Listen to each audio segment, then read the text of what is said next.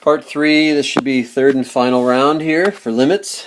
Graph the function, use the graph to find the indicated limit. Alright, so I encourage you to pause the video and see if you can figure this out on your own. So we do know what the graph of cosine looks like.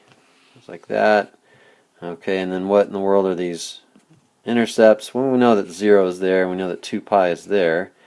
And then, so pi has to be in the middle, and then pi over 2 has to be right there, and therefore 3 pi over 2 has to be right there. And so the question is, what is that y value right there? Because we know that x is approaching pi, so we can see what the limit is as x approaches pi. Well, what are the y values approaching? We can see they're approaching the same number. Okay, so as x is approaching pi, we know that the y values down here are -1 because we understand completely the graphs of all trig functions, right? Right, so the limit is -1. Next one. We all know that the graph of 1 over x squared looks like this. Oh, let's not use that color. That's lame. Let's use yellow. So the graph of y equals 1 over x squared looks like this. We all know that. It's one of our main functions that we understand. And then the question is, well, what? So we can see that as x approaches 2 here, that the y values are approaching the same number. And what is that number? Well, it's f of 2. Well, what's f of 2? F of 2 is 1 over 2 squared, which is 1/4, so therefore the limit is 1/4. Easy as that.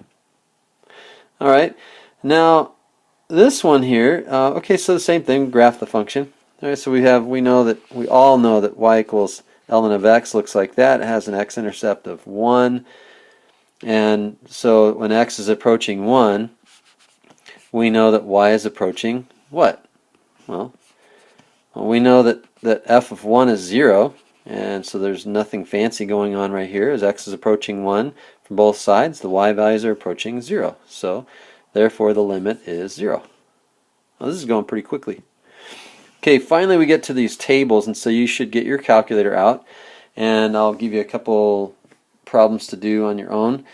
And if you were to plug in y equals 5x to the second power, so 5x squared, if you plugged that into your calculator and you created this table, then you would see that right here, let me do this a little bit, let me thicken this yellow up here. So as you notice here, the x values are 2.99, 2.999. You can see that the x values are getting closer and closer to 3, but here where x is less than 3. Okay, and so if we were to look at the graph, we have 1, 2, 3 here. When x is less than 3, we've got 2.99, 2.999, and so forth. Okay, so here x is approaching 3, but x is greater than 3. Okay, so x is approaching 3, but from values of x that are greater than 3. And we can see right here that 44.997 and 45.003, that's really close to the number 45, and so we say that 45 is the limit. Okay, so as you get closer and closer to the number that you're approaching, as x is approaching 3, you have to look at as x approaches 3 from both sides, and so that's why you want to create this table.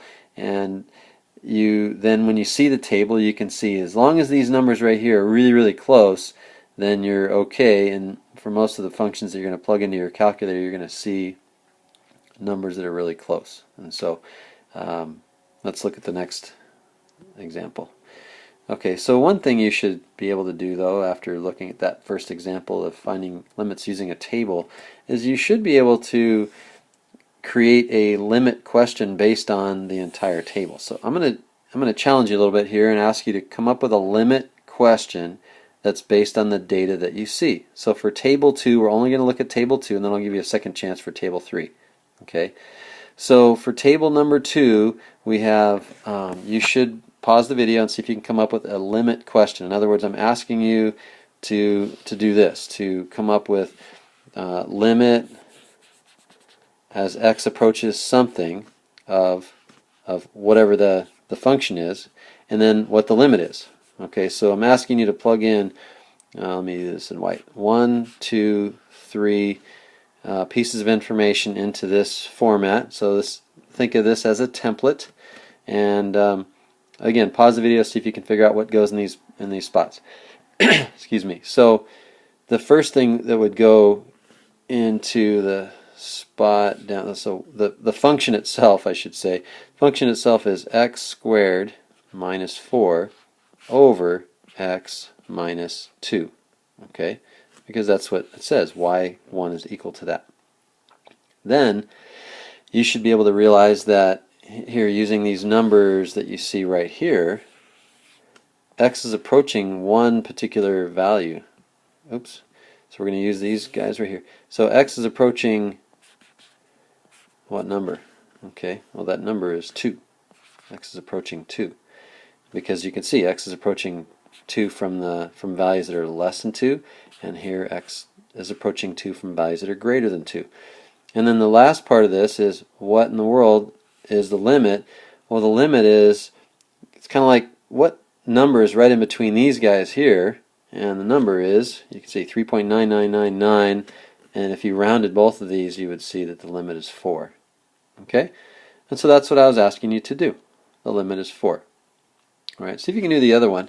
And actually these tables are going to give you exact same values because, well, actually you'll learn that in the next lesson. But anyway, the limit here, the limit as x approaches 2 of the function x plus 2 is equal to 4.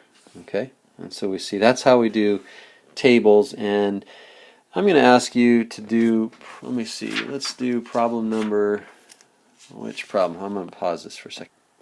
So I did pause the video. What I'm going to do actually is I'm going to make one more video but ask you to get your calculator out, so I'll pick it up in the last video.